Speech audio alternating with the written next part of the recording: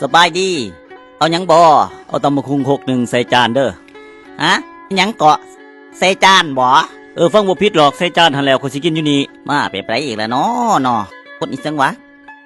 กินตำบักหุ่งใส่จานได้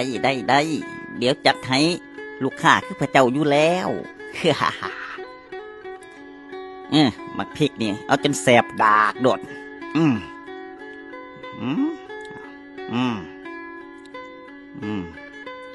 อ้าว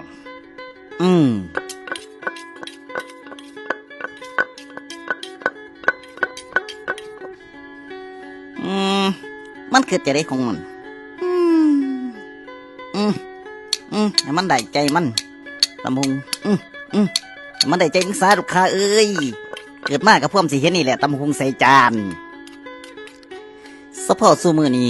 ขยาดมันหลายหย่อนคนห้องกินทั่วถีบทั่วแดนนี่แหละเนี่ยบ้านพ่อเมืองแม่บ่เคยพากินนอกตำหงใส่จาน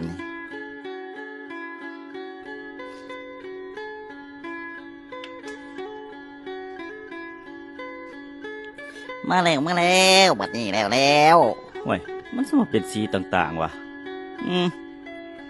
เบิ่งคักเลยเด้นี่ได้แล้วตำหุงใส่จานตามสั่งเป็นยังนี่ตำหุงใส่จานตามหัวหน้าสั่งหั่นแหละกูสั่งตำหุงใส่จานมันบ่แม่นแนวนี้เอ้าแนวได้อีกก็ใส่จานให้แล้วเด้มันบ่เป็นจังซี่แล้วสิให้กูกินจังไดไม่มันบ่ได้ยากได้สำกินก็ตักใส่ปากก็ยำแล้วก็กลืนลงท้องเท่านั้นแหละมันบ่ได้ยากคือเป็นขี้ดอกมัวตี้สิให้ยำป้อน